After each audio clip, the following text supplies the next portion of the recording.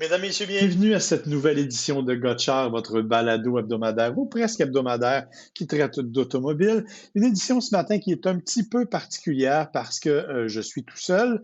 William n'est pas avec moi. Pourquoi? Parce que je suis en direct de la Californie où je vais essayer au cours des prochaines minutes, des prochaines heures, la Toyota Prius de nouvelle génération. Donc évidemment, il en sera question plus tard. Mais cette semaine, je vous parle quand même de deux essais super intéressants, le Dodge Challenger Scat Pack 392 White Body, c'est un peu long, mais je vous l'avais promis, et le nouveau Mitsubishi Outlander hybride branchable que j'ai eu l'occasion d'essayer. Alors, c'est Marc Bouchard et vous écoutez Gotchard.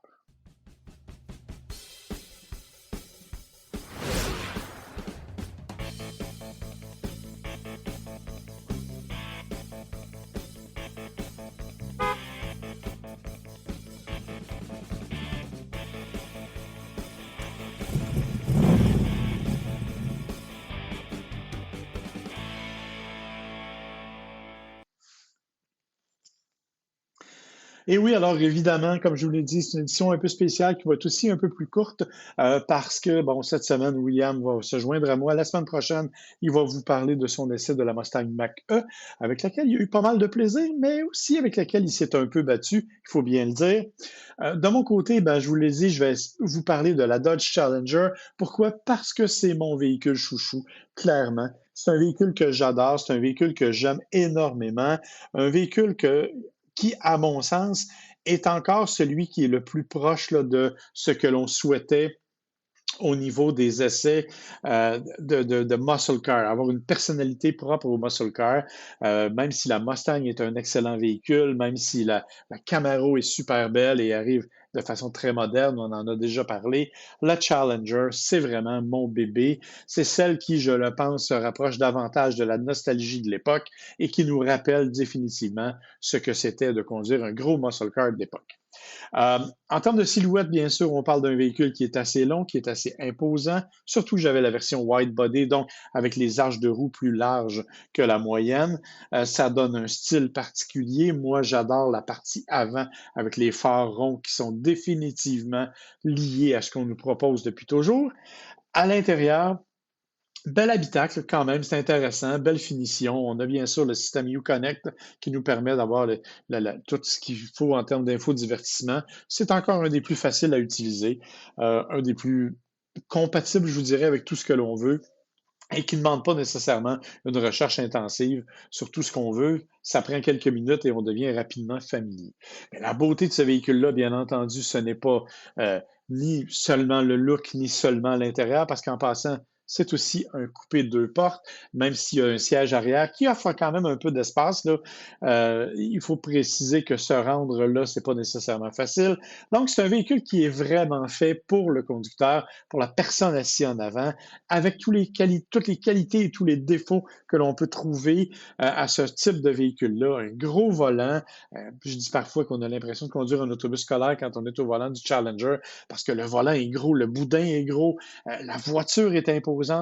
Mais c'est quand on démarre le moteur que le plaisir se fait sentir. Je le sais que c'est loin d'être politiquement correct, que je suis vraiment à l'encontre de tout ce qui se fait actuellement. Mais le V8 6.4 litres de 485 chevaux qui ronronne sous le capot du Dodge Challenger, c'est un peu plaisir à écouter. On n'est même pas obligé de rouler à la limite. Il suffit de le démarrer et on profite de cette sonorité. Bon, bien sûr, je vous dirais que mes voisins ont peut-être apprécié un peu moins la même sonorité parce que la façon dont la cour chez moi est faite, je me retrouve entre les deux, puis ça fait un peu trop d'écho, il faut bien le dire. Mais malgré tout, ça devient un véhicule qui est super agréable à entendre, tellement que je me rappelle pas vraiment d'avoir ouvert la radio. Euh, Fait important à signaler, chez nous, c'est une bataille quotidienne. À toutes les fois qu'on a le Dodge Challenger, mon épouse est la première à vouloir se battre pour prendre le volant, tellement que les gens de Stellantis savent ça.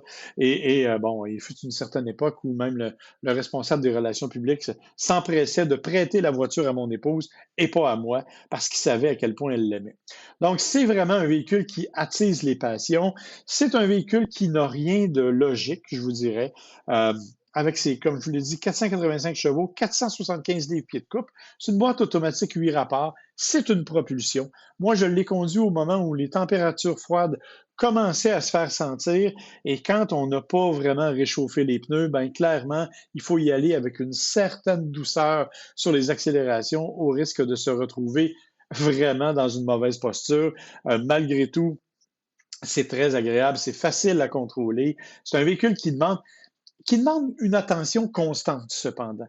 Parce que, effectivement, c'est un véhicule qui peut nous mordre assez aisément si on n'est pas prudent sur la façon de conduire. Il est assez facile de se retrouver dans des conditions où la voiture va avoir le dessus sur nous et on va devenir un peu victime de cette puissance-là. Malgré tout, et bien sûr, petit rappel, c'est aussi dicté par des pneus qui sont extrêmement larges dans ce cas-ci. Donc, ça nous donne c'est des pneus qui étaient de 305 à l'arrière de largeur.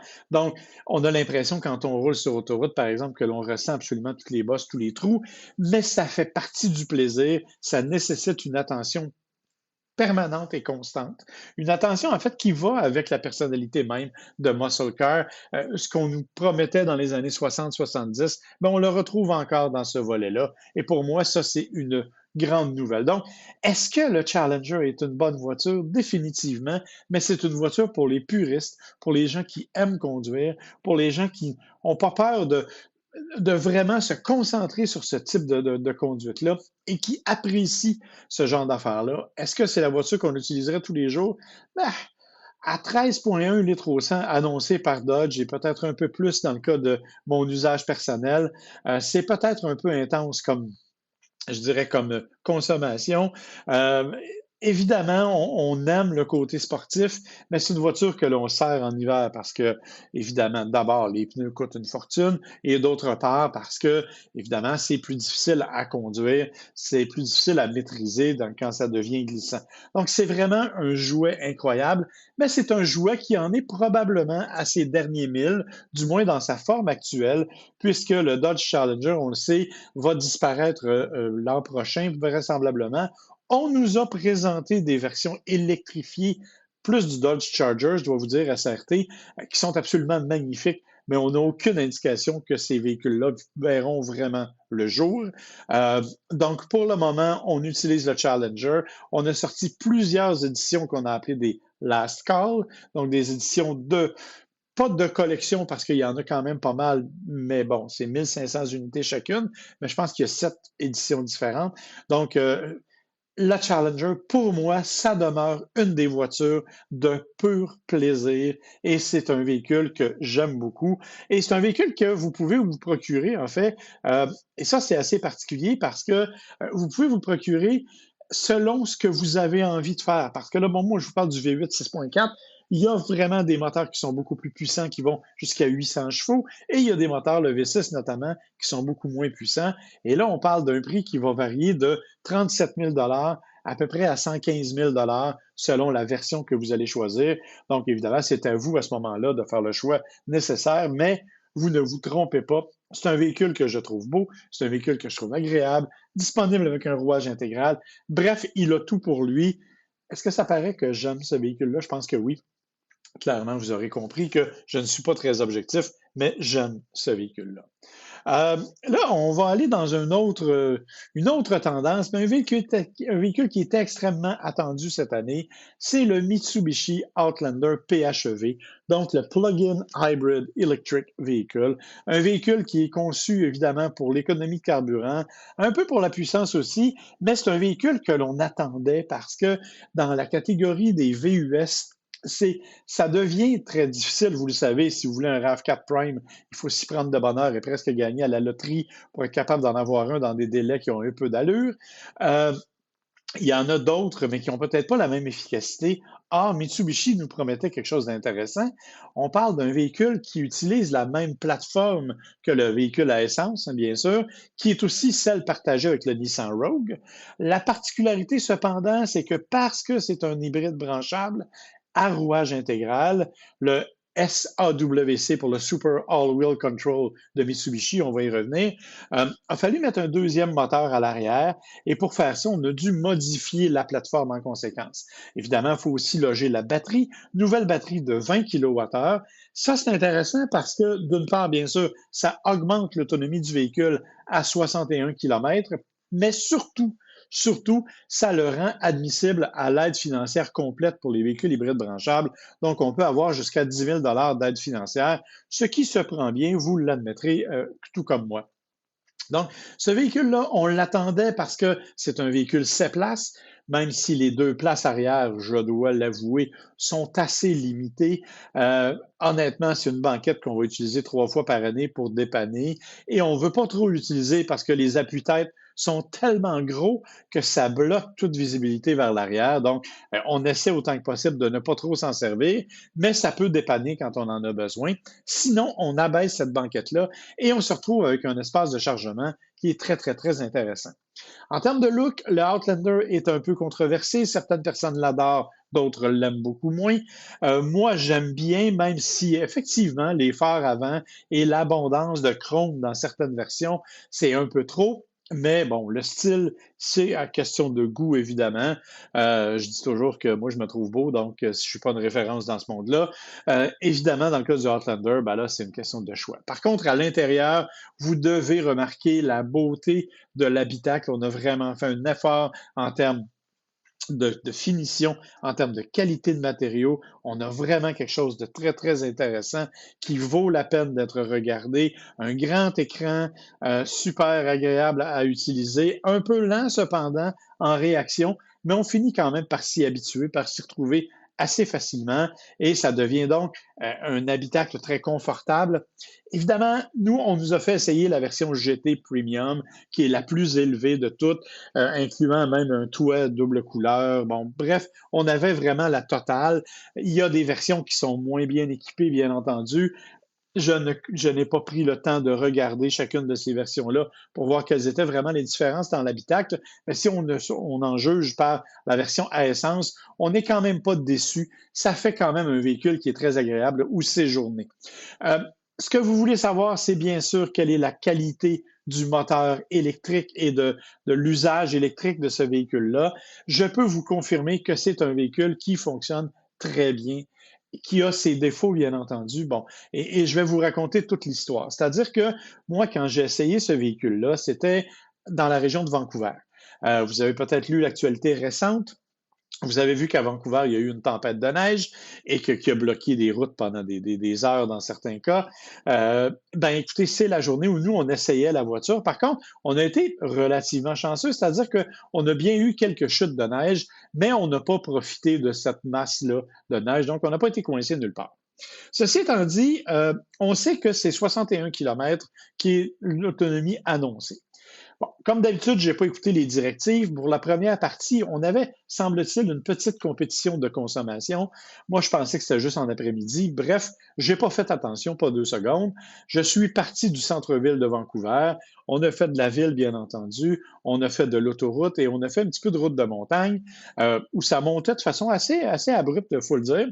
Donc, j'en ai profité pour utiliser à peu près tous les modes de conduite possibles. Parce que avec le Super All-Wheel Control, avec donc le système de rouage intégral qui est super efficace de Mitsubishi, on a jusqu'à 7 modes de conduite différents. Ça nous permet donc de passer du mode tarmac au mode gravel, au mode neige, bien entendu, et au mode power, qui, vous l'aurez compris, fait appel à plus de ressources, donc qui évidemment diminue d'autant la consommation, l'autonomie de la batterie. Quand on est arrivé en haut, il nous restait 35 km à peu près d'autonomie pour avoir fait une quarantaine de kilomètres. Donc, on a quand même bien fait ça. Pourquoi? Parce qu'on a tout simplement sauvegardé notre énergie pendant un bout de temps parce qu'on utilisait le mode power. Le défaut, c'est que quand je suis arrivé en haut, oui, il me restait de l'électricité, mais j'étais à 9,8 litres au 100 de consommation, ce qui est assez élevé parce que il faut préciser qu'il y a un moteur 4 cylindres 2,4 litres qui n'est pas un moteur très récent au niveau du Outlander, donc qui n'est pas nécessairement le plus économique d'entre tous. Dans l'après-midi, avec mon collègue, on a décidé de respecter un peu plus les directives. Et là, on a misé sur, bien sûr, les différents modes de conduite, même si on s'en est beaucoup moins servi. Par contre, on a aussi misé sur les 5 niveaux de régénération au freinage pour récupérer de l'électricité. Donc, entre autres, en utilisant ce qu'on appelle la pédale intelligente là, qui nous permet de récupérer justement le maximum d'électricité. Et on a aussi utilisé les modes, bon, le mode save, le mode charge est peut-être moins recommandé. C'est un mode qui vous permet d'utiliser le moteur à essence pour recharger votre batterie. En gros, vous brûlez du gaz pour faire de l'électricité. Ce n'est pas nécessairement une bonne idée, mais c'est possible de le faire. Vous avez le mode hybride traditionnel et le mode 100% électrique. En maximisant l'usage de ces modes-là, en conduisant de façon peut-être un peu moins appuyée, ben, on a terminé la journée à 6,4 litres au 100, ce qui est quand même une consommation assez digne de mention pour un véhicule qui a cette disposition-là, cette imposante présence, parce qu'il est quand même assez gros, le Outlander PHEV. Donc, on a quand même un véhicule qui a fait vraiment, vraiment le travail à 6,4 litres au 100. Finalement, tant et si bien qu'on est arrivé deuxième au fameux concours de consommation. Pourquoi? Ben parce que ceux qui sont arrivés premiers ont décidé d'être complètement craqués et d'éteindre le chauffage. Eux ont fait 5,4, mais probablement qu'ils ont une grippe encore aujourd'hui, au moment où on se parle. Bref, à 6,4 litres, c'était quand même satisfaisant, mais ça a demandé une certaine attention et un certain usage des particularités du véhicule. Donc, tout ça pour vous dire que si vous êtes prêt à faire attention, vous allez être capable d'avoir de bonnes consommations avec ce véhicule-là qui se recharge, bien sûr, sur une borne de niveau 2 traditionnelle, on va prendre 6h30 ou à peu près, mais est le seul VUS aussi qui se recharge complètement sur pas complètement, mais sur une borne de niveau 3, une borne publique. Donc, en 38 minutes, une borne de 50 kW, vous allez être en mesure de recharger jusqu'à 80% de votre capacité. Donc, c'est un beau compromis. C'est un véhicule qui est agréable, qui est bien pensé. Le moteur à essence aurait peut-être avantage à être un peu plus économique, mais dans l'ensemble, c'est un véhicule dont le roulement est fort agréable, que j'ai beaucoup apprécié, bien entendu, et qui définitivement remplit ses promesses, en tout cas, du moins en termes d'autonomie, quand on l'utilise de façon raisonnable et raisonnée. Alors, en termes de prix, c'est certain qu'il part de 46 à 55 000 ou à peu près. Évidemment, là, c'est une approximation. Je vous rappelle qu'il est admissible à 10 000 d'aide financière de la part des deux gouvernements. Et on dit du côté de chez Mitsubishi, bien sûr, qu'il sera disponible et qu'il y en aura de disponible. Ça reste bien sûr à prouver. Et petit détail quand même que son importance, c'est un Mitsubishi. Ça veut donc dire 10 ans de garantie pour le véhicule et 10 ans pour la batterie aussi, parce que je sais que ça fait peur à bien des gens, cette idée-là de batterie. Donc, rassurez-vous, c'est 10 années qui vont être disponibles pour le Mitsubishi Outlander PHEV. Donc, je dirais mission accomplie pour le Mitsubishi Outlander PHEV qui va arriver chez les concessionnaires vraisemblablement au moment où on se parle. Donc, c'est peut-être un bon choix si vous êtes à la recherche d'un VUS, un vrai VUS avec une bonne capacité intérieure et qui a du style quand même, si vous aimez ce genre-là. Ceci étant dit, on va quand même parler de quelques petites nouvelles, mais très, très brièvement, parce qu'il y a des nouvelles quand même intéressantes. Entre autres, si vous êtes un peu curieux, on sait qu'il va y avoir une corvette électrique qui va s'appeler la E-Ray. Ben, si vous allez fouiller un peu, mais là, je pense qu'on l'a retiré, mais on a le configurateur s'est échappé sur le net. Ça a donc permis de savoir que, effectivement, c'est une hybride et c'est une partie électrique, donc ça va être à suivre. Dans la série des autres nouvelles, le Salon de l'Auto de Vancouver a été annulé. C'est pas une bonne nouvelle parce que, bien sûr, on sait il y a 3 grands salons, 4 si on inclut celui de Québec, là, Montréal, Toronto, Vancouver et Québec. On attend toujours des confirmations pour celui de Québec. Celui de Montréal, on sait déjà qu'il est uniquement sur un seul plancher.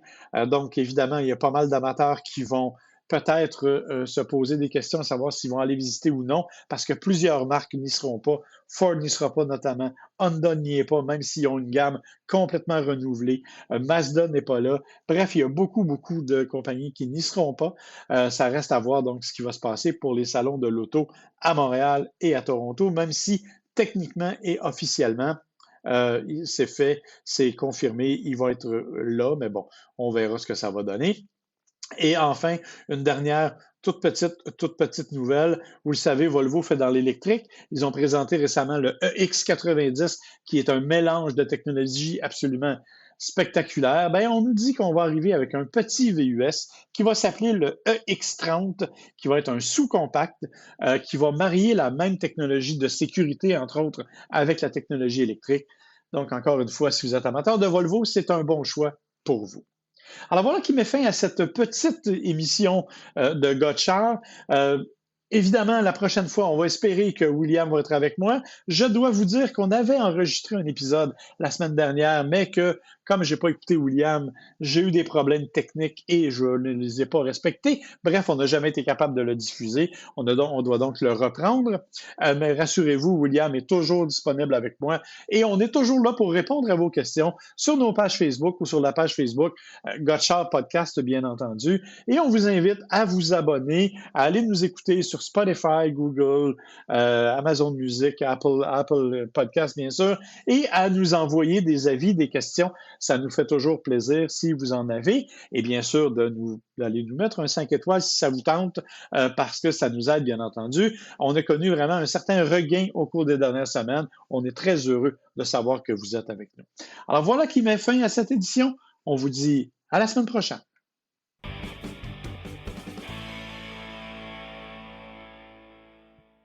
Gotchard est une production de l'agence MWA Bouchard, à l'animation Marc et William Bouchard, au montage sonore Audrey Denomé et pour la musique thème Kevin MacLeod.